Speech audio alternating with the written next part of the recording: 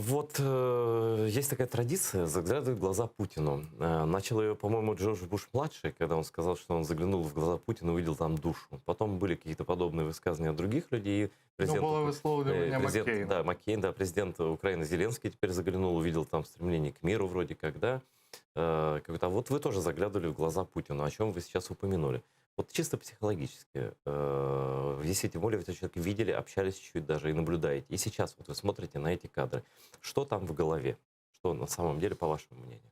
Я думаю, що ми занадто концентруємося на одній людині. Так он решает все. Ну, майже все. Але він, ця позиція його, те, що він висловлює, це позиція російської верхівки сьогоднішньої. І був момент перед тим, як росіяни зайшли в Крим, були різні поради. І та група, ну, програла, як кажуть, голуби. А було кілька робочих груп, які пропонували, що робити. І от яструби виграли. Тому я не виділяю одного Путіна. Це, в принципі, група людей, які мають поєднані між собою спільними багатьма рішеннями, які порушують міжнародне право. Ну, преступний клан, давайте Меч так називати. 17. Да. Там треба давати кожному, звичайно, далі юридичну оцінку. Але ж ми знаємо, які були кримінальні злочини, міжнародні злочини зроблені.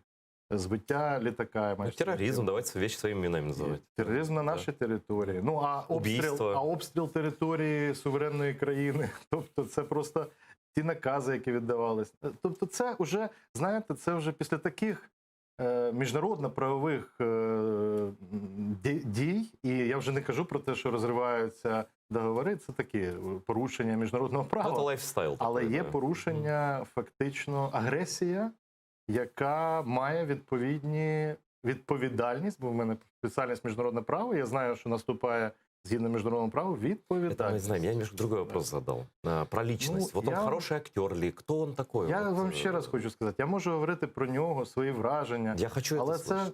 добре. Значить, якщо мої враження, то це людина з дуже хорошою пам'яттю, яка має своє ідеологічне бачення, і я би його зараз описав більше як не радянське, а більше як спирається на ідеологію імперської Росії. Уже. Угу.